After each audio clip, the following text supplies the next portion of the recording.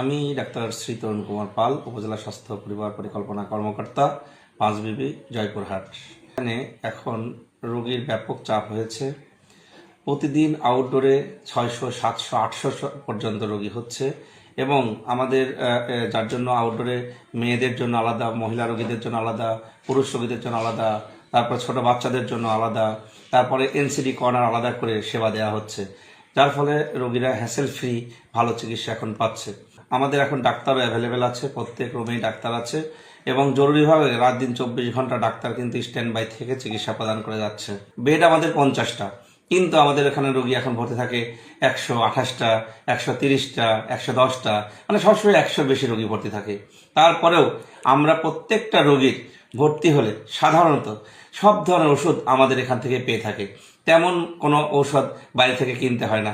আমার এখানে কিছু সীমাবদ্ধতা রয়েছে, যেমন সার্জারি, তারপরে গাইনি সার্জারি, সিজারিয়ান সেকশন। আমার এখানে গাইনি ডাক্তার এবং সার্জারি ডাক্তার তারা এখানে পোস্টিং নিয়ে আছে, কিন্তু তারা কাজ করতেছে কেউ ঢাকায়, কেউ জয়পুরহাটে, যার ফলে এই সার্ভিসটা শুধু আমি দিতে পারতেছি না। তাছাড়া আমাদের মেডিকেলের যে মানে উপজেলা স্বাস্থ্য কমপ্লেক্সের যে স্বাস্থ্য সেবা নিশ্চিত করা দরকার, সেটা কিন্তু আমরা ফুলফিলভাবে দিতে পারতেছি। তারা স্যালাইন দিচ্ছে, বহুত ট্রিটমেন্ট করলো। আমি বাইরে কোনো ওষুধ খাইনি, এখন পর্যন্ত তারা আমাদের সুন্দরভাবে তারা ট্রিটমেন্ট করতেছে। ব্যথা আমার অসুখ সেটা আবার আরম্ভ হয়ে যায়, তারপরে আমি আবার এখানে এসে ভর্তি হওয়ার পর আমার চিকিৎসা দিতে আমি